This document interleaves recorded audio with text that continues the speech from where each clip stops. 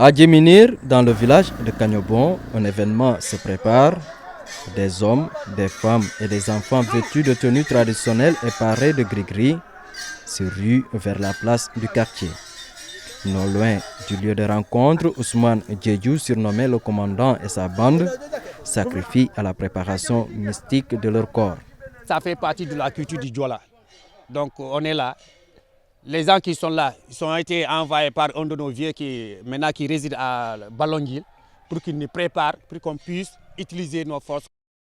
Ils ont utilisé des racines en brouche pour cuisiner avec du riz.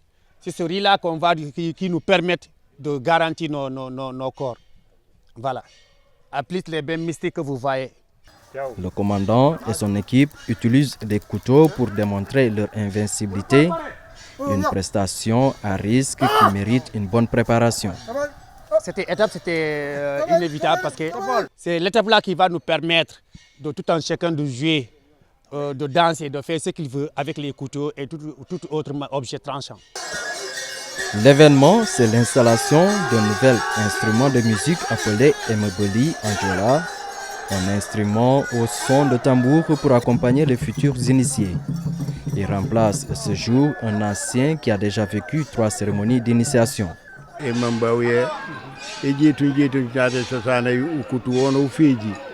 Cet Emeboli a accompagné 3 cérémonies d'initiation. Les gens ont vu qu'il est usé, c'est pourquoi ils ont décidé d'en faire un autre.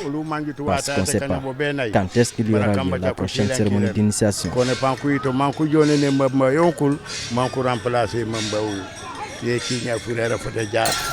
L'instrument est fabriqué dans le bois sacré et pour le ramener sur la place publique de Djeminir, c'est tout un quartier qui se mobilise. C'est un instrument magique.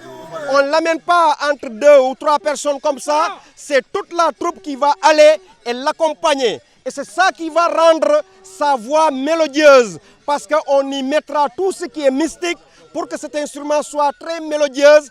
Plus que les autres instruments parce qu'il y aura forcément concurrence entre les quartiers pour voir quel est l'instrument le plus magique de tous ces instruments-là. Et c'est ça que nous sommes en train de préparer. Vous entendez les coups de canon qui sont là pour congédier le mauvais sort, pour dégager véritablement les mauvais esprits. Et c'est ça qui permet aux jeunes initiés de pouvoir s'amuser dans la quiétude, de pouvoir faire tout ce qu'on voudra faire sans incident majeur, sans accident.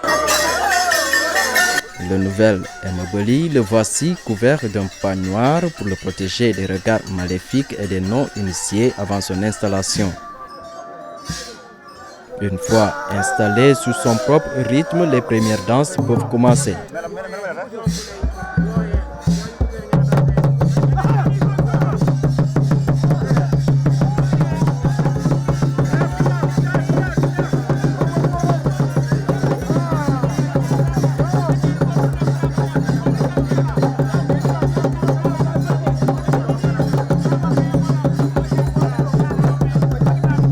La cérémonie présentement qui est là, c'est les coutumes Diola.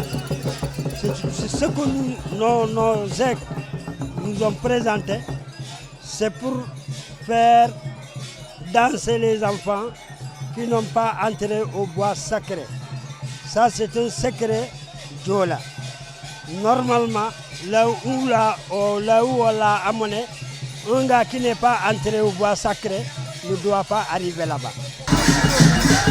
Parmi les temps forts de cette cérémonie, il y a aussi la prestation des couteaux et des canons à poudre, des jeux de bravoure et de protection bien ancrés dans la culture Diola.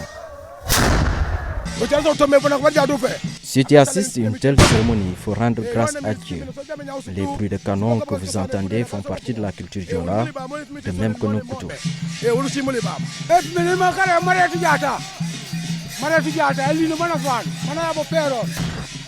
Mon canon s'appelle Marietou Diatta, le nom de ma grande sœur. Il ne me trahit jamais. Il détonne là où je veux.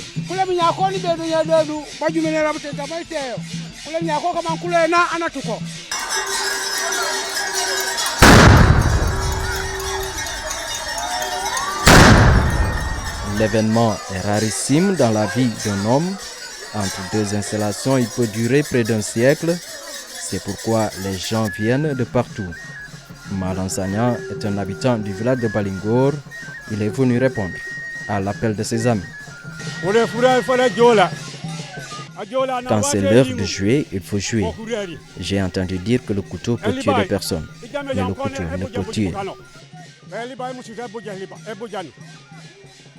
Peut-être le fusil. Avec le couteau, on peut jouer jusqu'à se fatiguer et le déposer. Le village de Kagnobon est constitué de 11 quartiers, dont celui de Djiminir. Chaque quartier dispose de son instrument et mobilier, mais la cérémonie d'initiation va rassembler tous les quartiers du village. Présentement, c'est un quartier qui organise pour faire sortir leur Imambali, mais on n'a pas choisi l'année où on va faire les bois sacrés. Ce quartier se prépare. Celui qui va donner l'année du bois sacré, lui aussi, c'est une famille qui n'est pas concernée au quartier. C'est une famille de la famille Sanyankunda. Mais présentement, il n'est pas là. Il ne devait pas être là aussi. Parce que c'est un secret Djola.